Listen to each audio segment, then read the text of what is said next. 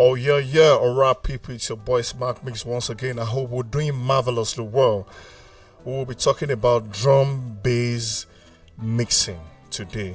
In a real mixing situation. I want to put us through a real mixing situation. What I did. I have to put us through it. So the music I'll be using today is I got it mixed from a producer friend called Samuel Olawale. He's a vibrant producer and also a music performer. A great guy. So he sent his job to over to me last week and gave his instruction. He wants the cello, the strings, and the part to sound wider and larger than life, as well as the drum and the bass needs to punch through. And I think this mix has talking drums, so that is a lot of work. I have to make the melodic instrument sound bigger and loud, and I still need to manage the low end information between the talking drum, the bass, and the bass drum and the drum in general. So without further ado, before I play this music, if you're just joining this YouTube channel for the first time, please do not forget to hit the like button, and please do subscribe to this YouTube channel to get future videos. So let's get right into today's business. I'm playing this music without the processing on the drums and the bass, so that you see how syncing the drums and the bass sounds.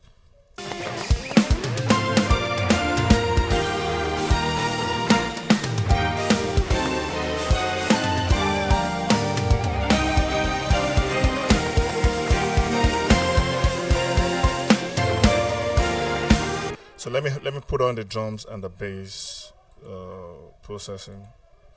So this is what I get after this is what I got after I finished the processing on the drums and the bass.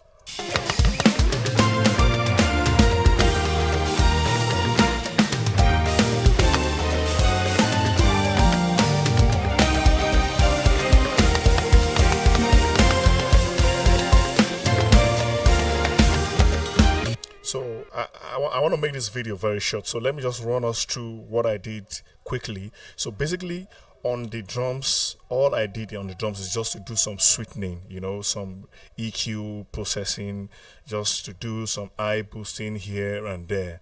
So that's it. And I did parallel compression on the drum bus, which is this C drum. I did the parallel compression on the drum bus. I did the parallel compression on the gong. You can see gong is showing parallel compression, and this is parallel compression. This is what I did on the parallel. I use 1176 on it. You can see the settings. If you feel you want to copy, you can copy the settings. And I did the parallel compression on the snare as well, and on the toms.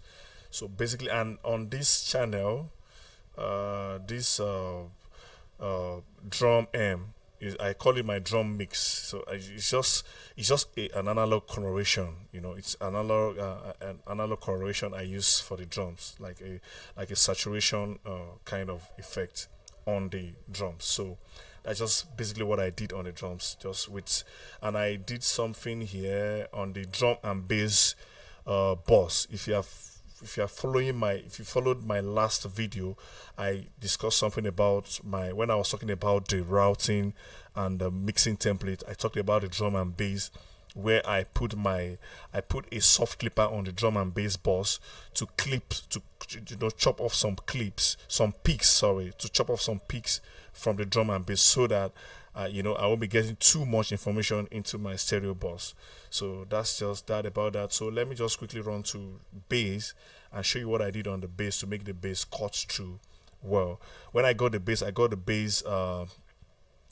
a single file of bass. So what I did, I duplicated this the bass to have two. I make one bass low and bass high. So what I did for the bass low, I did some roll off at 30, another roll off at 200, and I bring the R bass, the stereo version, and I reduce the intensity to negative 12 dB.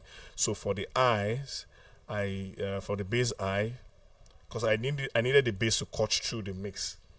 So for the bass highs, for the bass eye, I roll off at 200 and at 8K.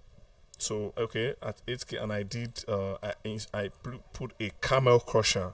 This camel crusher is a free plugin. You can download it it's for Windows and Mac compatibility. So I use this annihilate module. It's just create a crunch on the bass for the bass high. So let me solo the bass high and listen. You can see what we're getting if I bypass this camel crusher. So you just make it to cut through. So let me on the bass too, the low. So this is what we get. So imagine I bypass the bass high. So this is what we'll be getting. This was what was sent to me from the producer. So let me bring this back in.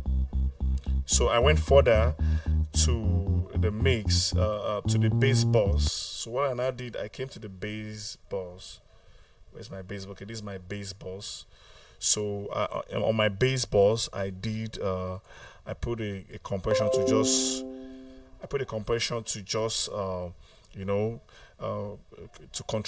further control the dynamics, and I still did further scoop on the bass boss, roll off at 35 and at 7, almost 8K, to just get a clean smooth bass. And I still did a little bit of parallel compression on the bass. So without all this, let me bypass what I did on the bass boss. Let me bypass it and let's listen. So this is my bass boss. This is what I was getting, but with this, you can see that. So that's just basically what I did on this mix. So let me bring them back up.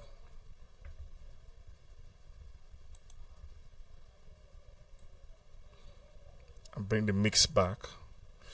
Let me bypass them again, and let me play the mix.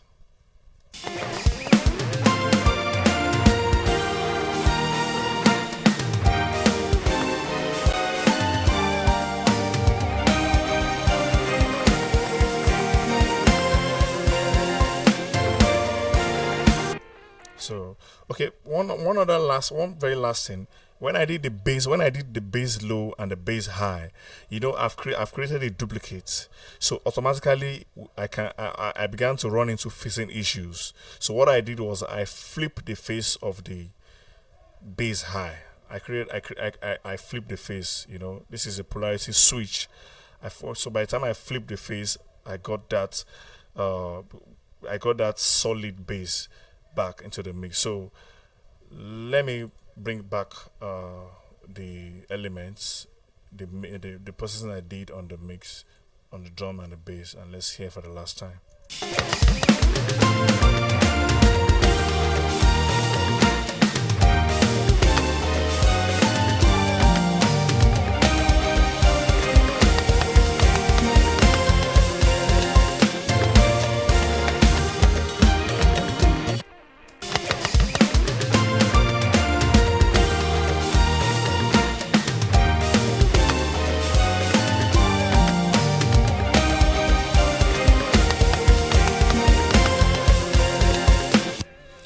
Alright, this will be the end of this video, so please do not forget to hit the subscribe button to get future notification, and you can as well do to check previous videos.